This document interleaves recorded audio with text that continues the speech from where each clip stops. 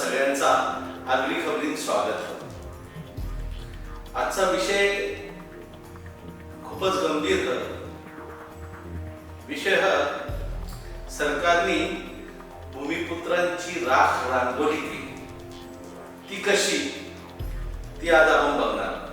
वाढते शहरीकरणाच्या नावाखाली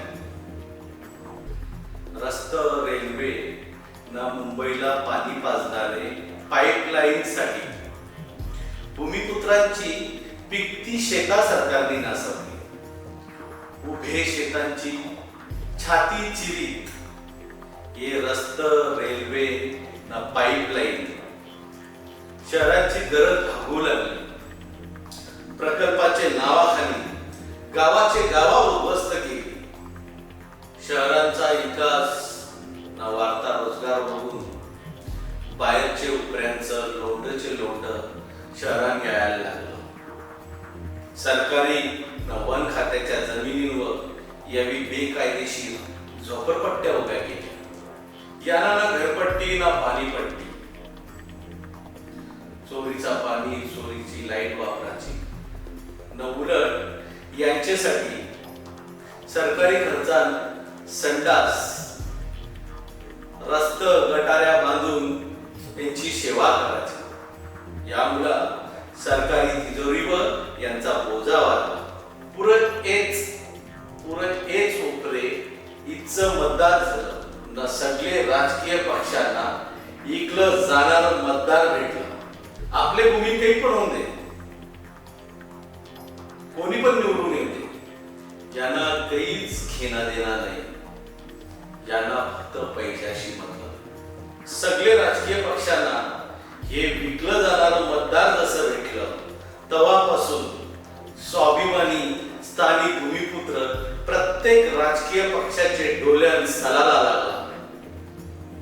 जमिनी लुटून झाल्या. आता हे सरकारची नजर भूमिपुत्रांचे राहते घरावर लागले.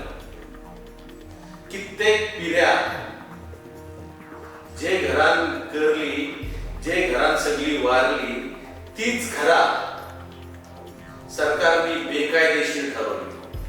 कित्येक गावाचे गावा बेकायदेशीर, कोलीवार बेकायदेशीर. या उलट मोठमोठे बिल्डरांनी शेअरगेटची जागा भरणी करून मोठमोठं टावर बनलं. तवा यांचं नियम ना यांचं कायदा जाताना होतं बेकायदेशीर.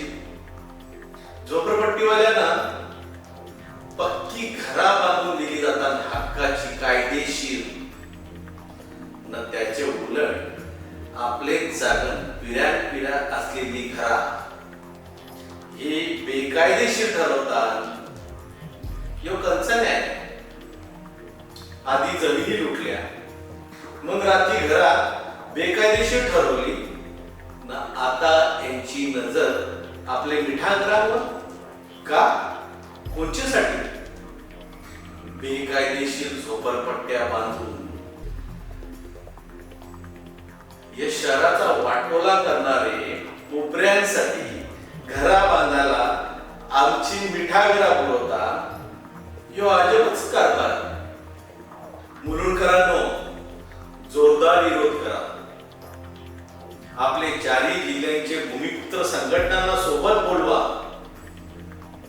पण जोरदार विरोध करा. कोणाला पाय ठेवून देऊ नका. यो आपले अस्तित्वाचा प्रश्न. आई एकविरा नक्की येईल ते. जय भूमिपुत्र.